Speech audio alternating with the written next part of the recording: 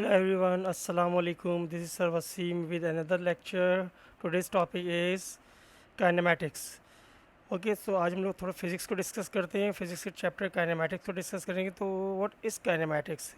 Kinematics is a branch of physics in which we study only about moving objects. जितने भी object motion में होते हैं, the object those object that are in motion are study in the branch of kinematics. So kinematics के लिए हम moving objects के बारे में पढ़ते हैं. तो मूविंग ऑब्जेक्ट्स यानी कि those objects that are in motion. तो मोशन की डेफिनेशन पहले जल्दी से देख लेते हैं. कुछ डेफिनेशन है जिनको हम स्टडी कर लेते हैं जल्दी जल्दी. तो what is motion? When any object changes its position according to its surrounding, body said to be in motion. किसी भी ऑब्जेक्ट को ये डिसाइड करने के लिए कि वो मोशन में या रेस्ट में है, तो हमें उसकी सराउंडिंग को हमें ज़्यादा डिस्कस करना पड़ता है. देखिए, अगर कोई ऑब्जेक्ट अपनी सराउंडिंग के लिहाज से अपनी पोजीशन चेंज कर रहा है तो इट मीन्स वो ऑब्जेक्ट मोशन में. और अगर कोई ऑब्जेक्ट अपनी सराउंडिंग के लिहाज से अपनी पोजीशन चेंज नहीं कर रहा है तो इट मीन्स वो रेस्ट में. तो पोजीशन मतलब कि वो अपनी सराउंडिंग की लिहाज से वो अपनी कुछ ना कुछ डिस्प्लेसमेंट कवर कर रहा है, मतलब मूव हो रहा है. जो चीज़ उसके इर्द गिर्द में जिस पोजीशन पे रखी हुई है वो उससे कुछ ना कुछ अपनी पोजीशन को चेंज कर रही है. तो बस सिंपल डेफिनेशन क्या है? When any object changes its position according to its surrounding.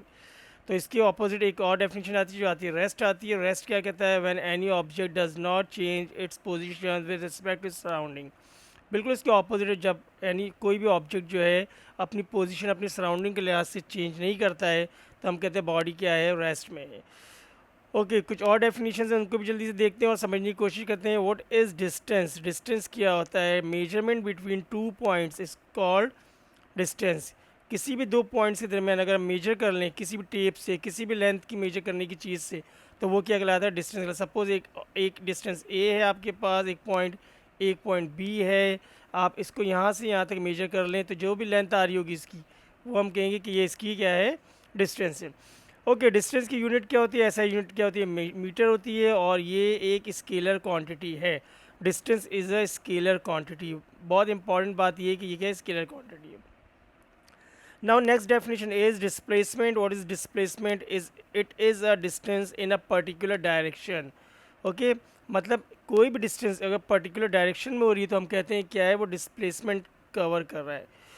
Now इसकी एक और डेफिनेशन हो सकती है least distance between two point. It is a least, कम से कम distance between two point is called displacement. ऐसा unit is metre and it is a vector quantity. तो देख लीजिए, डिस्टेंस एंड डिस्प्लेसमेंट में जो डिफरेंस है वो ये है सिर्फ scalar and vector. Distance is a scalar quantity and displacement is a vector quantity. Okay जी. Now next. ओके, तो डिस्प्ले और स्केलर वेक्टर में क्या डिफरेंस है? Scalar has no direction, vector has direction. तो आपको ये पता चाहिए कि स्केलर क्या होता है? जिसकी डायरेक्शन नहीं होती है, और वेक्टर की डायरेक्शन होती है. तो एक छोटी सी एग्जांपल से इसको और समझने की कोशिश करते हैं कि एग्जांपल है, suppose we have 4 points A B C and D. The distance from A to B is 5 meter, distance from B to C is 4 meter, distance from C to D is 3 meter. Now आपसे क्या पूछते हैं कि बताइए what is the distance from A to C. Okay, we need to calculate distance from A to C. So हम करेंगे क्या? Simple, हम A से B तक की लेंथ को मेजर करेंगे which is 5 meter, B से C तक को मेजर करेंगे which is 4 meter. इन दोनों को ऐड कर देंगे, हमारे पास आंसर आ जाएगा 9 metre. This 9 metre is distance between A to C. मतलब ए टू सी तक अगर हम जाते हैं तो ये डिस्टेंस हमें क्या मिलता है? 9 मीटर मिलता है. तो distance is not least distance. Okay, displacement नहीं पूछ रहा है, डिस्टेंस पूछ रहा है. तो now next part is displacement. अब हमने बताना है व्हाट इज़ द डिस्प्लेसमेंट. ऊपर क्या पूछा था? डिस्टेंस पूछा था. अब नीचे डिस्प्लेसमेंट पूछ रहा है. तो डिस्प्लेसमेंट की हमने डेफिनेशन क्या पढ़ी थी? It is a least distance from point A to point B. तो सपोज़ हमने क्या करना है? हमने ए टू सी निकालना है, ए टू सी का. तो ए से टी सी तक का मेरे पास डायरेक्ट डिस्टेंस एक मालूम है जो बड़ा आसान और सीधा सा रास्ता है. तो हम उस रास्ते पे जाएंगे तो हमारे पास डिस्प्लेसमेंट आ जाएगा. तो ए टू सी इज़ 7 मीटर. तो हमने क्या किया? इसको लिख दिया कि 7 मीटर इज़ डिस्प्लेसमेंट. देखिए, डिस्प्लेसमेंट को मैंने एरो से शो किया है, डिस्टेंस को लाइन सेगमेंट से शो किया हुआ है. तो जब एरो आ जाएगा इट मीन्स वो वेक्टर क्वांटिटी हो जाएगी, और जब एरो नहीं होगा तो वो स्केलर क्वांटिटी होगी. Now second part is distance from A to D. अब हमसे पूछा है कि डिस्टेंस पूछ रहे तो हम डिस्टेंस मालूम करेंगे. तो ए टू डी मीन्स मैं पहले यहाँ से यहाँ जाऊँगा, फिर यहाँ से इस डायरेक्शन में जाऊँगा, फिर C to D जाऊँगा, टोटल डिस्टेंस मेजर कर लूँगा, मुझे आंसर आ जाएगा। तो मेरे पास डिस्टेंस आ गया क्या, अगर मैं करता हूँ डिस्टेंस निकालने के लिए तो मैं इन तीनों डिस्टेंसेस को ऐड कर लूँगा, मेरे पास 12 मीटर आ जाएगा। 12 metre is distance from A to D। Next part में अगर वो हमसे बोलते हैं कि नहीं यार अब एक काम करें, आप डिस्टेंस से तो बहुत खेल लिया, आप डिस्प्लेसमेंट निकाल के बताइए, तो मैं फिर ढूंढूंगा कि what is the least distance, what is the direct distance. तो अगर मैं A से D तक का अगर डायरेक्ट डिस्टेंस देखता हूँ तो मुझे यहाँ पर मिला हुआ है कि A से D तक का डायरेक्ट डिस्टेंस मेरे पास क्या लीस्ट डिस्टेंस क्या है, वो 8 मीटर है। तो मैं जस्ट यहाँ पर डायरेक्ट लिख दूंगा 8 मीटर, एक वेक्टर का साइन शो कर दूंगा, मेरे पास आंसर आ जाएगा। ठीक है जी, ये बात समझ गया आप लोग, यकीनन होपफुली आप लोगों को समझ आ गई होगी बात कि छोटी छोटी सी डेफिनेशन है, बड़ी आसान आसान सी हम उसको देख रहे हैं। ओके, नेक्स्ट डेफिनेशन को देख लेते हैं। Next definition is speed. What is speed? The rate of change of distance. Rate of change of distance, speed क्या होती है? डिस्टेंस की चेंज होने के रेट को हम क्या कहते हैं? स्पीड कहते हैं। It is a scalar quantity, its SI unit is metre per second. हमने स्पीड का फॉर्मूला देख लिया कि speed is equal to distance upon time. ठीक है, बस अभी फ़िलहाल हमने इतना याद रखना है कि डेफिनेशन को मेमोराइज़ करना है। क्या हमसे डिस्टेंस की डेफिनेशन स्पीड की पूछेगा तो हम स्पीड बोल देंगे rate of change of distance. Now next is velocity. Speed और वेलोसिटी तकरीबन एक दूसरे की बहुत बहुत करीब करीब डेफिनेशन है, बिल्कुल एक ही जैसी चीज़ें हैं दो। Rate of change of displacement, देखिए इसमें क्या था rate of change of distance, इसमें क्या था rate of change of displacement. मतलब यहाँ आ गई है वेक्टर क्वांटिटी, यहाँ आ गई स्केलर क्वांटिटी। जब स्केलर के लिए हम बात करेंगे तो स्पीड हो जाएगी, वेक्टर यानी कि डिस्प्लेसमेंट की बात करेंगे तो वेलोसिटी हो जाएगी।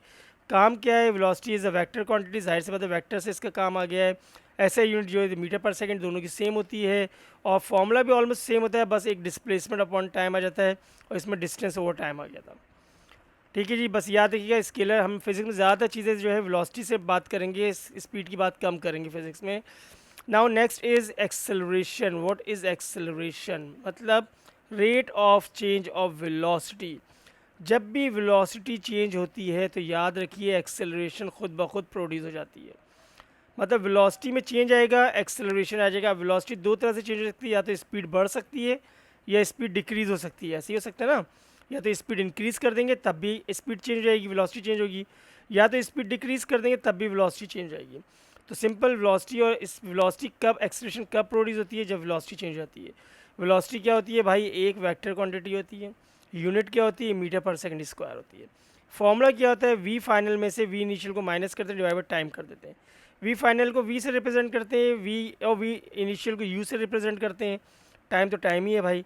और अगर हम ये देखेंगे final minus initial is equals to change of v, यानी कि change in velocity over time.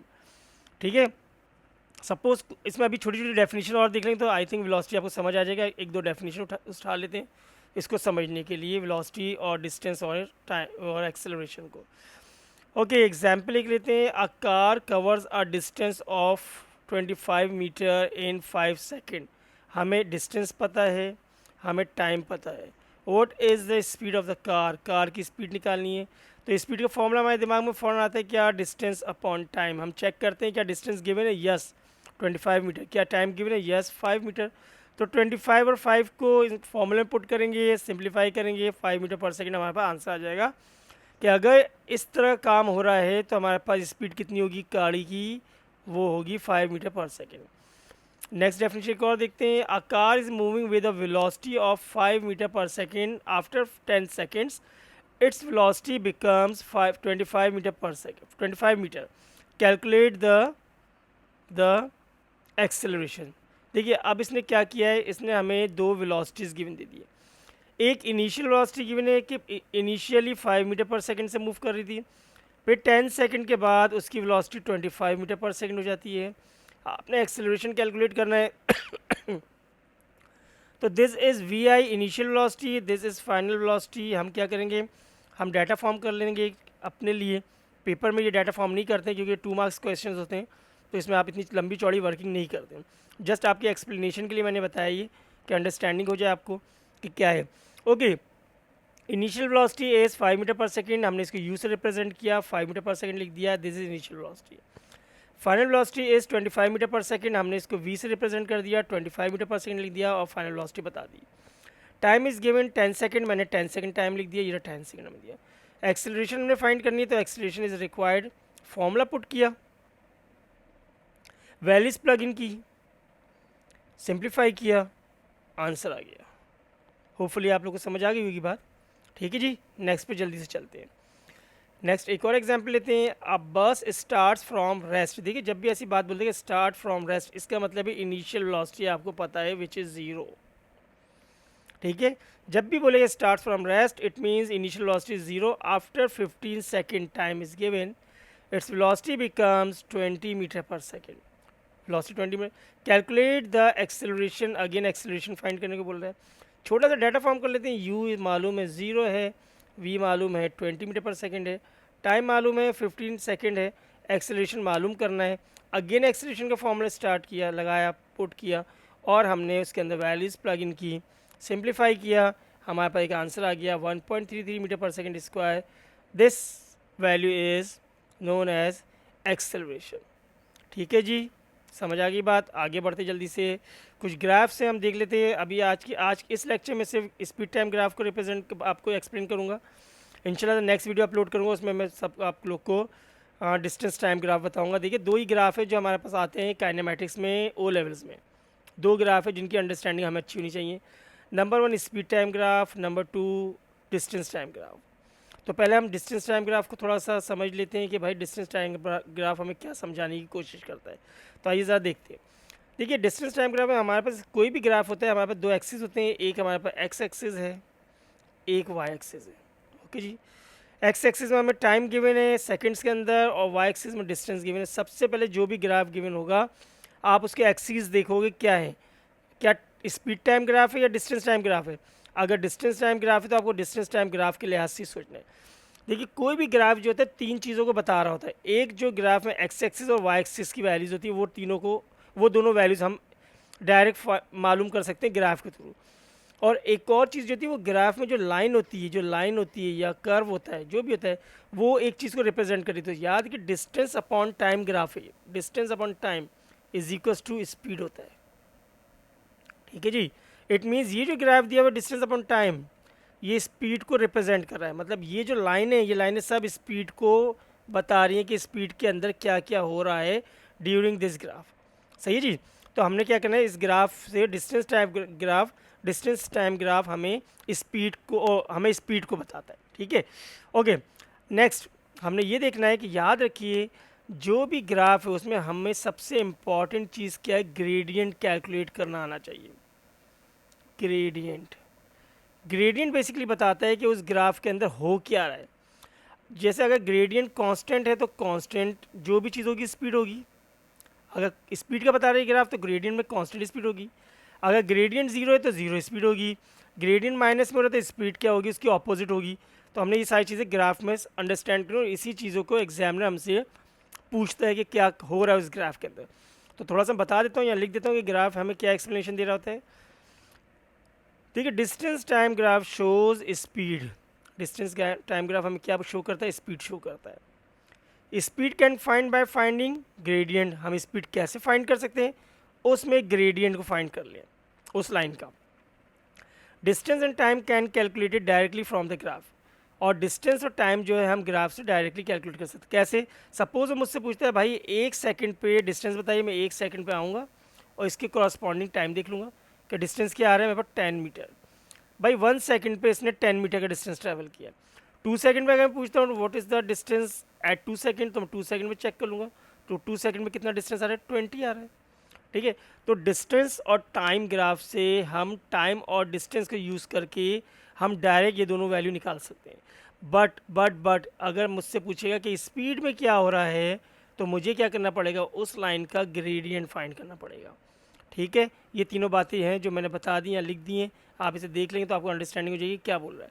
तो सपोज हम थोड़ा सा और समझते हैं इसको कि क्या किस तरह से फाइंड करते हैं। फ्रॉम ए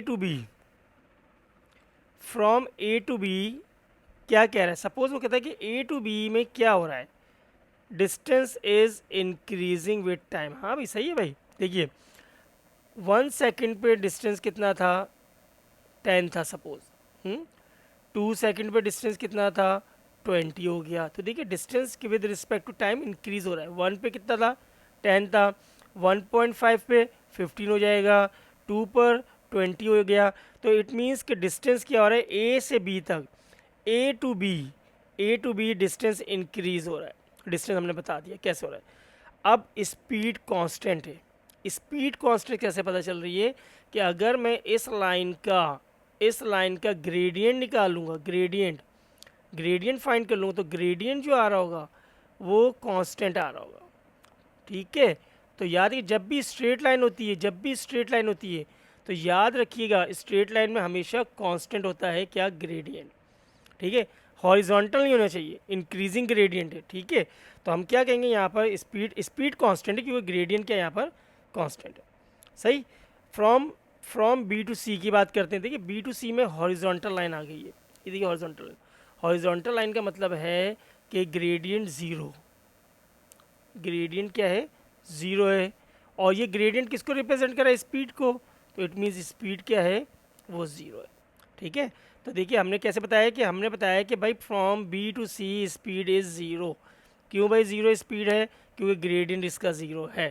ठीक है, और आप नोटिस करें यहाँ पर इस पूरे टाइम 2 सेकंड से लेकर 4 सेकंड तक इसका डिस्टेंस चेंज नहीं हो रहा है, इसका डिस्टेंस 20 पर आकर रुक गया है। और जब डिस्टेंस चेंज ना हो रहा हो इट मीन्स वो रेस्ट में होता है, क्योंकि वो अपनी पोजीशन चेंज नहीं कर रहा है। अगर हम डेफिनेशन अपने दिमाग में रिकॉल करें, when any body does not change its position, जब पोजीशन चेंज नहीं कर रही होती है, body is said to be in rest, तो इट मीन्स ये रेस्ट में है। तो दिस पूरा ए टू बी से सी तक का जो फेज़ है ये रेस्ट को रिप्रेजेंट कर रहा है। ठीक है जी, तो हमने बात कर ली कि बी से सी तक क्या हो रहा है, ए से बी तक क्या हो रहा है, बी से सी तक क्या हो रहा है। देखिए अब क्या कह रहे हैं, object is in rest because distance is not changing, यही बात बताई थी मैंने बी से सी तक। सेकंड बात, स्पीड इज ज़ीरो, क्यों भाई, बिकॉज ग्रेडियंट इज ज़ीरो। देखिए जब भी आप ग्राफ में कोई चीज़ बताएंगे तो हम ग्रेडियंट को यूज़ करेंगे टू एक्सप्लेन दैट थिंग। अगर हमने उसको एक्सप्लेन करना है तो ग्रेडियंट के थ्रू एक्सप्लेन करेंगे। अच्छा, now from C to D क्या हो रहा है भाई, सी से डी देख लेते हैं। देखिए सी से डी तक ये बेसिकली डिस्टेंस डिक्रीज़ हो रहा है। देखिए पहले 20 पर था, फिर ये नीचे आके 15 पर आ गया, इस टाइम पर 10 पर आ गया, इस टाइम पर 5 पर आ गया, और इस टाइम पर 7 सेकंड पे 0 पर आ गया, 0 डिस्टेंस पर आ गया। ठीक है, तो याद रखिए डिस्टेंस अगर वो डिक्रीज़ हो रहा है इट मीन्स वो अपनी इनिशियल पॉइंट पे जा रहा है, मतलब वो वापस घर की तरफ लौट रहा है, वापस जहाँ से स्टार्ट किया था उसने मोशन वहीं पर जा रहा है फिनिश करने के लिए। ओके, तो हमने सी से डी तक क्या लिखा, distance is changing in opposite direction. मैंने आपको बताया था डिस्टेंस ऑपोजिट डायरेक्शन में चल रहा है तो डिक्रीज़ हो रहा है। Speed is constant in opposite direction, और स्पीड क्या है, कांस्टेंट। देखिए स्पीड को अगर हम बताएंगे तो अगेन देखिए स्पीड को बताने के लिए स्पीड देखिए स्ट्रेट लाइन है, जब भी स्ट्रेट लाइन होती है हॉरिजॉन्टल ना हो, बस हॉरिजॉन्टल ना हो, मतलब क्या हो, मतलब किसी भी ना वर्टिकल हो ना हॉरिजॉन्टल हो, इनके अलावा जब स्पीड हो रही होगी तो हमारे पास क्या होगी, इसका ग्रेडियंट हम निकालेंगे तो कांस्टेंट ग्रेडियंट आएगा। हमने ग्रेडियंट से ही बताना है इसको, ये याद रखिएगा, इसकी एक्सप्लेनेशन ग्रेडियंट से ही होगी। तो हमने लिख दिया यहाँ पर कि क्या है, speed is constant in opposite direction. Now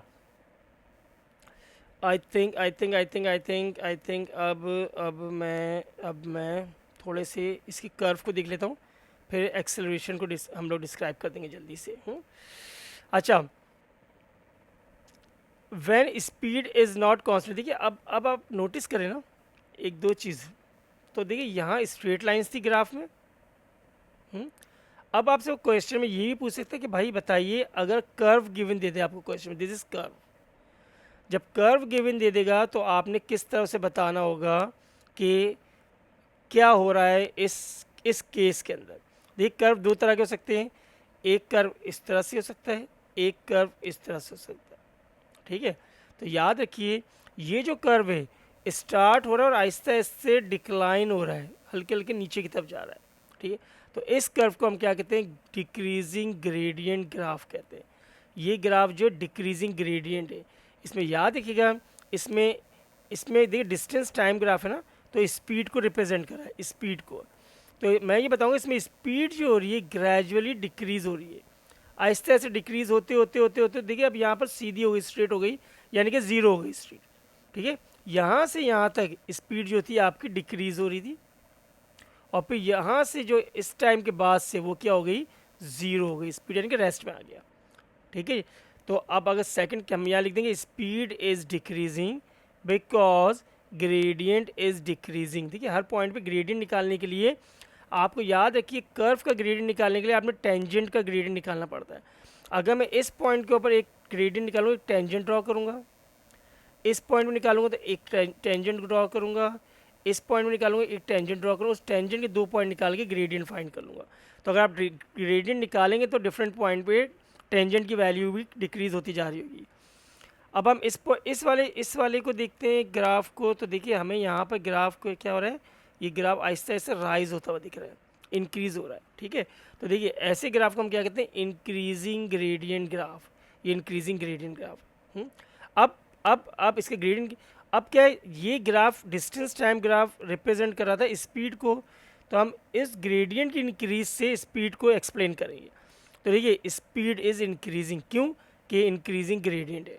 अब कैसे निकालेंगे इसका इंक्रीजिंग ग्रेडियंट, देखिए अगर मैं इस पॉइंट पे निकालूँ तो वही अगेन मैंने क्या करना पड़ेगा, एक टेंजेंट ड्रॉ करना पड़ेगा।